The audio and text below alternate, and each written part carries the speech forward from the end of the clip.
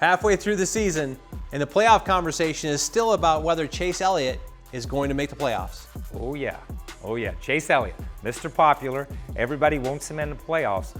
And I've looked at it a couple of times and looked at the group that's in front of him.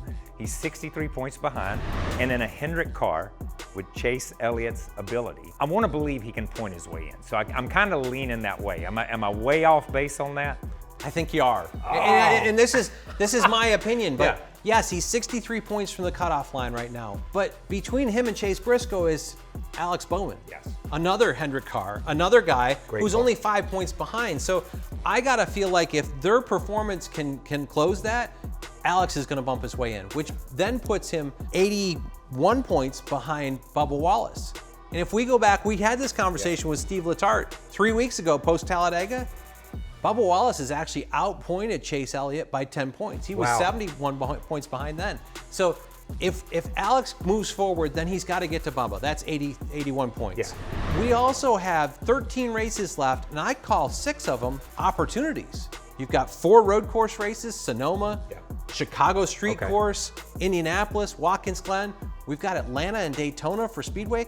There's opportunities for people to win. If we had one winner outside of the top 16, now he's not chasing Bubba, he's actually chasing Chris Buescher, who's 117 points ahead of him. Wow. And I don't think Ellen Gustafson could be looking right now and saying, I can point my way in.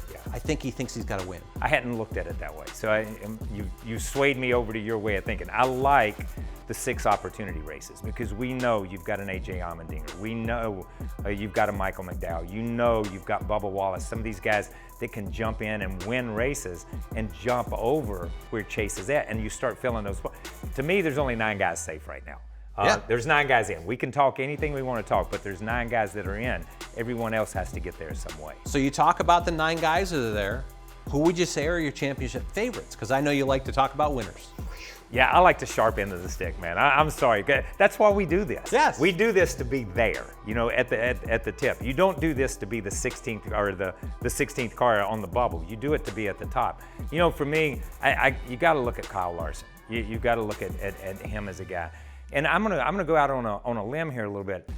I think that Christopher Bell and that Adam Stevens and those guys have done things that have taken an 8th place car and finished 4th. That have taken a 15th place car and finished 9th. By their adjustments, by what they're doing. It's a championship team that is just waiting on that opportunity to take some advantage. So those 2 guys are standing out to me.